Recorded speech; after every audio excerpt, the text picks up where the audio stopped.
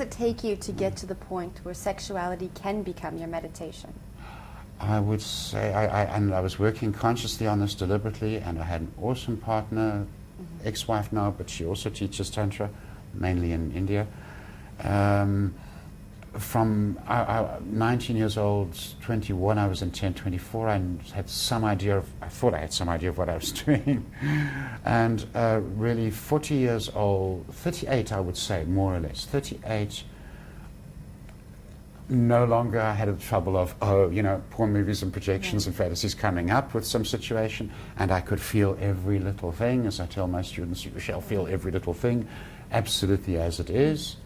And it was becoming my meditation, and really completed by 40. It can be done, which makes me an underperformer in terms of the old world. Funny enough. Underperformer. In the old world, it's taken you 40 years to get there. You see, this whole area of psychology and sexuality, old Tantra has a very simple view of it.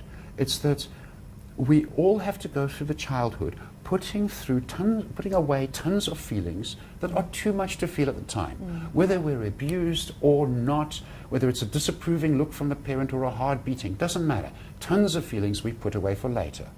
Then comes puberty and our explosion of energy.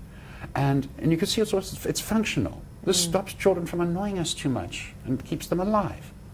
And then they come to puberty, they explode, and they should be exploring all those urges with a great wildness and abandon. Good word. And those urges take them to the lovers, to the emotional encounters, to the things that exactly are going to evoke that past put away for later.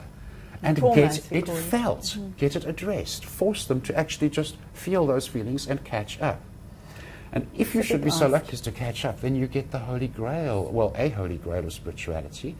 Your response to the moment is your response to the moment, not your response to, what it triggered of my past.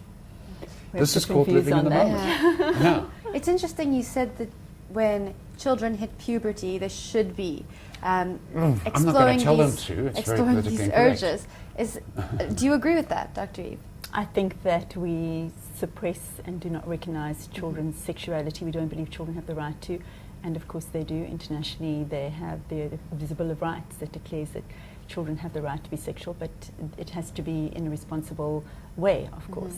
I think that really what you're talking about is being more mindful, and I'm going to come back to that today, is how do we be more mindful in our sexuality? You were asking around time.